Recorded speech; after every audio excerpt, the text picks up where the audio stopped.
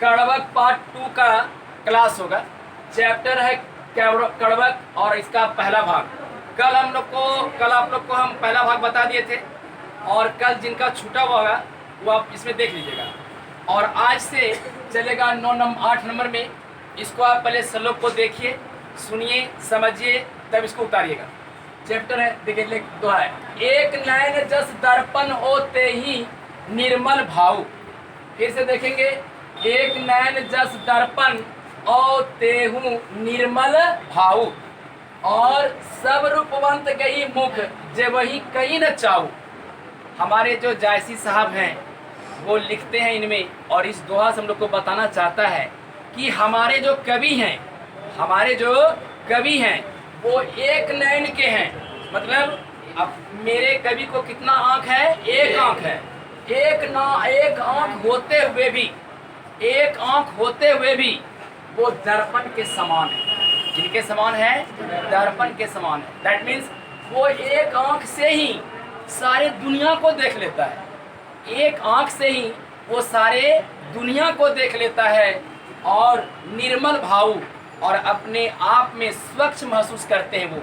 समझिए कि जैसे कितने बुद्धिमान थे, कितने गुपवान थे, कितने है ना उसमें गुण भरा हुआ था कि एक आँख के रहते हुए भी वह किसके बराबर था? दर्पण के बराबर है। बोलता है सब रूपवंत गई मुख जे बहु कहीं न चाहूं। और उनका दोहा को सुन के, उनके कविता को सुन के, उनके वाणी को सुन के जितने भी रूपवंत थे, रूपवंत का मतलब जिसको रूप था, आँख सही, कान सही, गाल सही, हाथ गोड़ सब सही, वो जितने रूपवंत थे, बोलता है कि सब रूपवंत, जितना भी रूपवंत था, जितने भी रूप वाले व्यक्ति थे, मुख जबहु कहूँ न चाही, सभी रूपवंत लोग उसके तरफ मुंह करके कुछ अच्छा पाने की चाहत कर रहे थे। बात समझ में आया? कुछ अच्छा पाने की चाहत कर रहे थे। अब हम लोग इसको लिखेंगे कैसे? बोलता है क्या कि हमारे कवि जो है जैसी एक नैना के होते हुए भी है ना, उसका जो एक नाक जो था वह दर्पण के बराबर था, आईना के बराबर था, और उसका मन जो था पूरा निर्मल था, पूरा स्वच्छ था। क्यों? क्योंकि उसमें क्या था? गुण था। बोलता है कि जितने भी रूपवंत लोग हैं, जिसमें कि गुण नहीं है लेकिन रूप है, उसमें जितना भी रूप वाला व्यक्ति है, सब उसके तरफ मुंह करके कुछ अच्छा पाने की कोशिश करते हैं, कुछ अच्छा पाने की चाह रखते हैं कि मैं भी कुछ इससे सीख लूं। किससे? जायसी से। क्योंकि जायसी देखने में रूप थे, ठीक ठाक नहीं थे, फिर भी उसमें क्या था? गुण था। और गुण रहने की वजह से जितना भी रूप वाला आदमी था, सब उसकी तरफ चाह बना के था कि कुछ हम भी उससे सीख लें कुछ। अब हम लोग 9 नंबर में देखते हैं। 9 नंबर का पंक्ति क्या कह रहा है? मोहम्मद यही कवि जोरी सुनावा, सुना जो प्रेम पीर का पावा। जबरदस्त का बात बोला आपका लेखक। बोलता है मोहम्मद यही कवि जोरी सुनावा। मोहम्मद कवि जो है, अपने जो लेखक है, यह सुनाता है कि इन सारी बातों का जो मैंने उल्लेख किया, इन सारी बातों को जो मैंने बताया इस कविता में, सुना जो प्रेम पीर का पावा, जितने भी लोग प्यार करने वाले हैं सभी लोग गुस्सा के दंग रह गया होगा। मतलब इस कविता में जितना चीज बताया गया सब गुण के बारे में बताया गया। एक बार भी कवि ने प्रेम का उल्लेख नहीं किया। वही बोलता है कि अगर आप प्रेम के पीछे पड़ जाइएगा तो आपका जो गुण है वह गुण नहीं रहेगा, क्योंकि आपका जो समय है वह समय आप इसके पीछे नहीं दीजिएगा, आप इसके पीछे दीजिएगा। तो वही बोलता है मोहम्मद यही कवि जोरी सुनावा। मोहम्मद कवि कहते हैं कि मैंने जो ये पूरा कविता को सुनाया, इसमें सारा कविता में खाली गुण का विवरण किया गया है, सिर्फ गुण के बारे में बताया गया है। बोलता है सुना जो प्रेम का पीर है ना, सुना जो प्रेम पीर का पावा। लेकिन इस कविता को सुनने के बाद जो लोग प्यार के पीछे पड़े रहते हैं, उन लोगों ने जो मेरी बातों को सुना,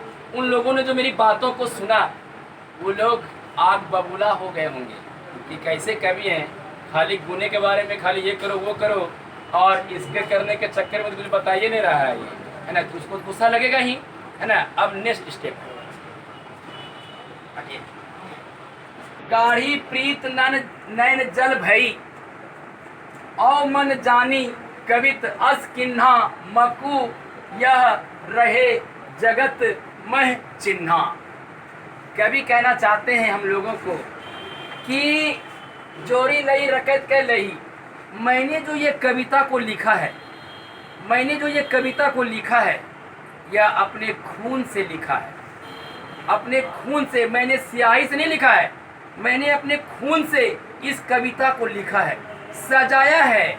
उसके बाद बोलता है गाढ़ी प्रीत, और इस पर खून का गाढ़ा लेप लगाया है। और बोलता है इस लेप को, और यह लेप सूखे नहीं, सूखने के बाद फट जाएगा, सूखे नहीं ये कविता का लय। इसके लिए नैन जल भई, मैं हमेशा अपने आँखों से आंसू गिराते रहता हूँ, ताकि ये जो कविता पर जो गाढ़ी प्रीत लगा हुआ है ये हमेशा भींगा रहे, ताकि उसमें है ना, ताकि उसमें किसी तरह का दरार न बने। बोलते हैं फिर से, जोरी लई रकत के लई, बोलता है मैंने इस कविता को, है ना, मैंने इस कविता को अपने खून से लिखा है, खून से सजाया है, और इस पर जो सजाने के बाद जो लेप लगाता है ना, मैंने अपने खून से, गाढ़ी खून से इसके ऊपर लेप लगाया है। और ये लेप, यह जो लेप है यह सूखे नहीं, इसके लिए मैंने अपने आंसू से इसे क्या करते रहता हूँ, भिंगाते रहता हूँ, भिंगाते रहता हूँ, भिंगाते रहता हूँ। अब बोलता है ओ मन जानी कवित अस किन्हा, कवि बोलते हैं कि मैंने इस कविता को इसलिए लिखा है, मैंने इस कविता को इसलिए लिखा है कि मकू रहे जगत मह चिन्हा, मैं रहूं या ना रहूं, मैं रहूं या ना रहूं, मेरा जो यह कविता है यह जन्मों जमांतर तक, जब तक पृथ्वी चलेगी तब तक यह मेरा कविता चिन्ह के रूप में, निशान के रूप में रहेगा। दैट मीन्स कहता है कि ओ मन जानी कवित अस किन्हा, मैंने इस कविता को इसलिए लिखा है, इस दोहा को इसलिए लिखा है कि मैं इस दुनिया में रहूं या ना रहूं, मैं इस दुनिया में रहूं या ना रहूं, मेरा जो यह कविता है यह सब दिन के लिए मेरा चिन्ह बन के रहे, मेरा निशान बन के रहे। मैं रहूं या, मतलब कि कवि तो मर गया, कभी मर गया, लेकिन देखिए आज उसका कविता हम लोग पढ़ रहे हैं, नहीं पढ़ रहे हैं, कितना साल हो गया उनको मरने से, फिर भी आज हम उनका नाम ले रहे हैं, है ना, जायसी नाम ले रहे हैं कि नहीं। अगर वो नहीं लिखते, अगर उसमें गुण नहीं रहता, ये कविता लिखा जाता, नहीं लिखा जाता। वही बोलते हैं कि मैं रहूं या ना रहूं, है ना, मैं कविता को इसलिए लिखा हूँ, मैं रहूं या ना रहूं, लेकिन मेरा नाम इस दुनिया में रहे। इस दोहा में जैसे हम लोगों को कहते हैं कि कहाँ सो रतन सैनी अस राजा, कहाँ गया, बोलता है कहाँ गया कौन, रतन सिंह राजा। उसके बाद बोलते हैं कहाँ सुबह असी बुद्धि उपराजा, और कहाँ गए वो उपराजा जो बहुत ज़्यादा बुद्धिमान थे, कहाँ गया। इसके बाद बोलता है कहाँ अलाउद्दीन सुल्तान, बोला कहाँ गया अलाउद्दीन सुल्तान, कहाँ राघव जय किन्हीं बखानू, बोला कि और कहाँ गया वह राघव जो बखान का पात्र बनता था, जिसके बारे में कहा जाता था, जिसके बारे में बोला जाता था।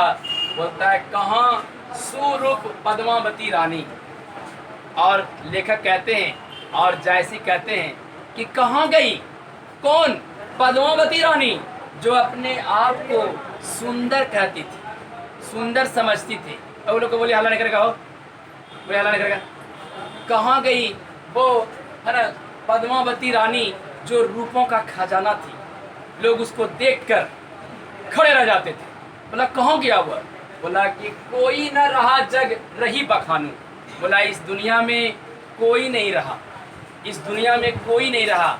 कौन कौन नहीं रहा, रतन सिंह नहीं राजा रहा, बुद्धिमती उपराजा नहीं रहा, बोला अलाउद्दीन सुल्तान नहीं रहा, राघव नहीं रहा, बोला क्या कि रूपवती रानी भी नहीं रही, पद्मावती रानी भी नहीं रही,